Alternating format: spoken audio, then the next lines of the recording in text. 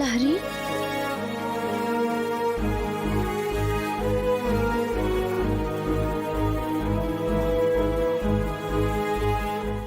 ఏమైందమ్మా?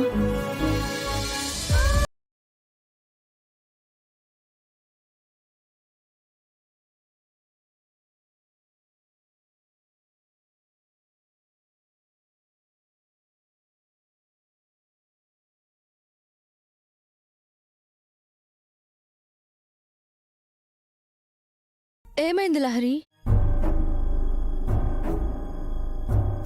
వద్దు దినా, వద్దు. నువ్విలా చేయడం కరెక్ట్ కాదు. నువ్వు నా గురించి నీ జీవితం త్యాగం చేయడం ఏంటో దినా. నేను చేసిన తప్పుకు ఇలా నువ్వు శిక్ష వేసుకోవడం నేను భరించలేకపోతున్నాను.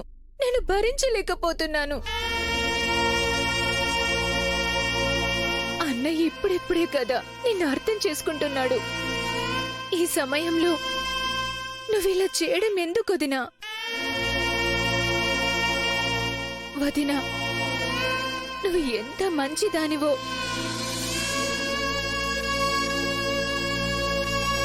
ఈ కుటుంబం గురించి ఎంత మంచిగా ఆలోచిస్తున్నావో అందరికీ తెలుసు. కానీ ఆ మంచితనానికి, నీ గొప్ప గుణానికి ఒక హద్దంటూ ఉండాలి కదా. నీ మంచితనంతోనే ఇలా నీ గొంతు కోసుకోవడం చాలా తప్పు దినా, చాలా తప్పు. తప్పేలా లేదు లహరి. నా బాధ్యతకు ఏ హద్దు లేదు. నా మనసు వరకు నేను ఏం చేసినా ఈ కుటుంబం బాగుండాలి, ఇంటి గౌరవం కాపాడాలి అనే ఉంటుంది. కానీ నేను నా గురించి ఆలోచించుకోలేదు. కానీ నేను ఆలోచిస్తాను వదినా. ఇక్కడ తప్పు జరిగింది నా వల్ల.